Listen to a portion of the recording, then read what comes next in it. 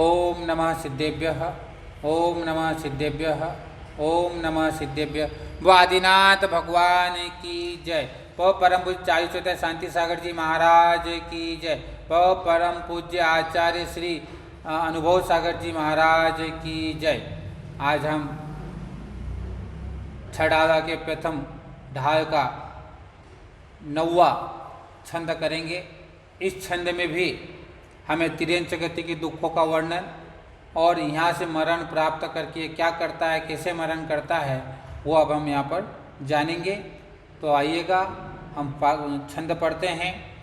बद बंधन आदि दुख घने, कोटि जीवते जात न भने। अति संक्लेश भावते मर्यो, घोर शोभ सागर में पयो। क्या कह रहे हैं?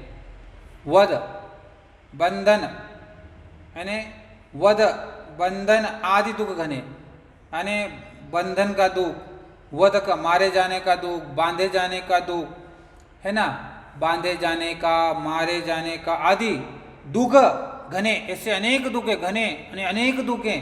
मारा जाना, बंधन करना। हम देखते हैं पशुओं की बलि चढ़ा देते हैं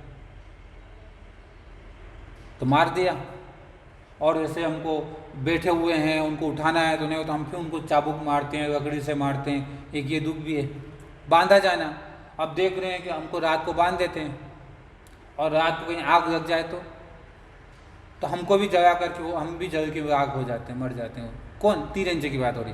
क्यों? क्योंकि उनको बांध दिया, स्वतंत्र नहीं है, नहीं जा सकते, नहीं। वहीं खा रहे हैं, वहीं बाथरूम कर रहे हैं, वहीं मलमूत्र विसर्जन कर रहे हैं और वहीं पे खाते हैं, उसी गंदगी में बैठ जाते हैं, क्योंकि बांध दिया, ऐसे बंधन में रखते हैं। तो ये दुख है, मारे जाने का दुख है। बताओ, एक व्यक्ति जानवर है, और जानवर को कैसे काटा जाता है, कैसे मारा जाता है? बलि के नाम पर, धर्म के नाम पर हम उनको काटते हैं, बांधते हैं। खाने के नाम पर उनको हम मार देते हैं। और कोई देखते हैं घर में कोई ज़्यादा परेशान कर, हम चींटी कैसे मार देते हैं। चींटी की तो वो बात होगी, 2 इंद्रिय की बात होगी, पर 5 इंद्रिय चीज़ों को देखते हैं। बिल्ली ज़्यादा परेशान करे तो मार दो, चूहा ज़्यादा परेशान कर रहा है तो दवाई रख कर उसको मार देते हैं। तो मारा जाना है, ऐसे बांध कर रख देना।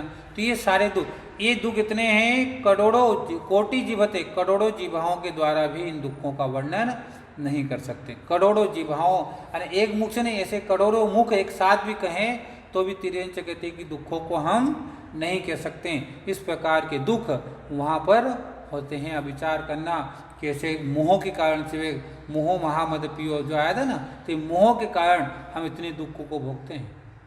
एक मोह के कारण हमारी पर्याय बदल जाती है, हमारा स्वरूप बदल जाता है, हमारे दुख आ जाते हैं। आत्मा तो वही है, आत्मा तो शाश्वत है, मरती नहीं, बस शरीर बदलती है। तो ऐसे दुख हमें कोटि यानी करोड़ों जीवाओं के द्वारा भी नहीं कहा जा सकता है। और यहाँ इतने दुख भोगते हैं तो विचार करना, क्या कहा? अति संकेश भाव ते मरियो, घोर शोभ सागर में पड़े। अगर इसने यहाँ अति संकेश भाव किया तो क्या कहा? शोभ सागर, नरक में जा करके जन्म लिया। शोभ सागर नरक में। यदि इतने दुखों को सहन नहीं किया और शांति के भाव से सहन किया तो क्या हुआ? नरक में जा करके जन्म लिया। अब यहाँ से ज़्यादा दुख नरक में मिलेंगे, क्योंकि संकेश भाव से मरा। इससे कभी भी कोई दुख आ जाए तो संकेश मत करना। संकेश करने से हमें और अशुभ कर्म का बंद होता है। जो दुख आए हैं उन दुखों को सहन करना, शांति से सहन करना, अपने कर्म का उदय मान करके उनको सहन करना। अति संकेश नहीं तो संकेश भाव करोगे, इतने दुख देखो, दुख होते हैं तो संकेश भाव होगा इतना, पर नहीं करना। अति संकेश भाव कर मरे और नरक में जा करके मैं जन्म लिया। इस प्रकार से हमें ये तिर्यंच गति के दुख और नरक गति की प्राप्ति का कारण इसमें बताया है।